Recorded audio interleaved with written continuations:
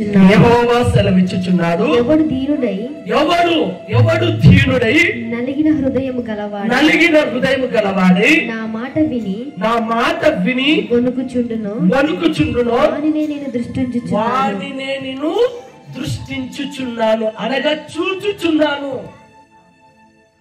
ఎవరైతే దీన మనసు కలిగి, ఎవరైతే వినయము కలిగి, ఎవరైతే ఆయన మాటకు లోబడి, ఎవరైతే వణుకు చుట్టారో వారి వైపే దేవుడు చూస్తాడు.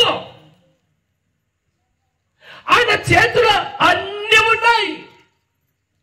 నీ పిల్లలు బాగుపడాలంటే ఆయన చేతిలో ఉంది. నీ భర్త మారాలంటే ఆయన చేతిలో ఉంది. నీకు ఒక కారు కావాలన్నా కూడా ఆయన చేతిలో ఉంది. ఒక బంగారు కమ్మలు చౌకి తగిలించుకోవాలన్నా,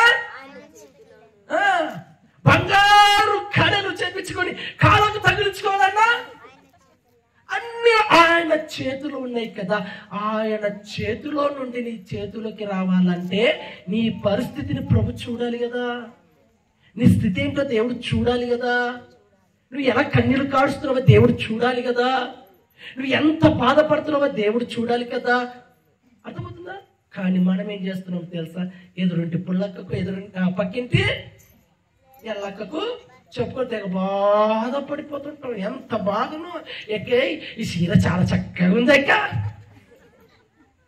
ఈసారి క్రిస్మస్ కి నన్ను దొరకవక్క, నేను కూడా తీసుకుంటాను. మీ బావని అడిగినానే, మీ అన్నని అడిగినానే, ఇస్తానే. ఇవ్వకపోతే ఆ రోజు నువ్వే కంగారు పడక. యాషాపో ఇసక్క కావాలంటే నీకు ఒక అరటిపండు. ఎవరు చెప్పుకుంటున్నాం మనం కష్ట సుఖాలను? ఎవరు చూస్తారని చెప్తున్నావు నువ్వు? ఎవరు ఆదరిస్తారని చెప్పుకుంటున్నావు నువ్వు? ఎవరు తీరుస్తారని అక్కర్లని చెప్పుకుంటున్నావు? ఎవరు తీర్చరు, ఎవరు ఆర్చరు, ఎవరు ఆదరించలేరు, ఎవరు బలపరచలేరు. కట్టుకున్న భర్తనే తీసుకురాలేనోడు పక్కింటోళ్ళు ఎదురింటోళ్ళు ఏం చేస్తారండి? మరి ఎవరు చూడాలి? దేవుడు చూడాలి. నీ ఇంటి పరిస్థితిని, నీ స్థితిగతులు ఎవరు చూడాలి? నా దేవుడు చూడాలి. ఆయన చేతులు అన్నీ ఉన్నాయి. నీకు కావాల్సినవి అన్నీ ఉన్నాయి. కానీ దానికంటే నువ్వు ఎలా ఉండాలంటే దీన మనసు కలిగి ఉండాలి. ఎంత దీన మనసు అంటే తగ్గించుకోవాలి.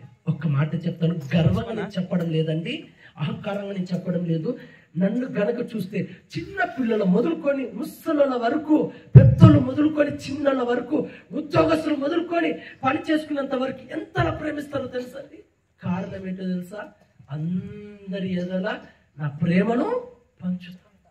ఎవరికి ఎలా మాట్లాడాలో, ఏ రోజైనా అహంకారంగా మాట్లాడానా? ఏ రోజైనా మిమ్మల్ని కాదని దాటిపోయానా? అర్థమవుతుందా?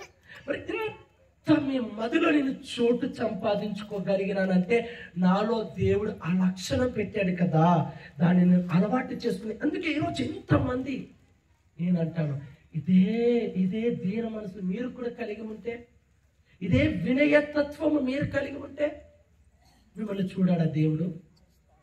మిమ్మల్ని చూడాడు.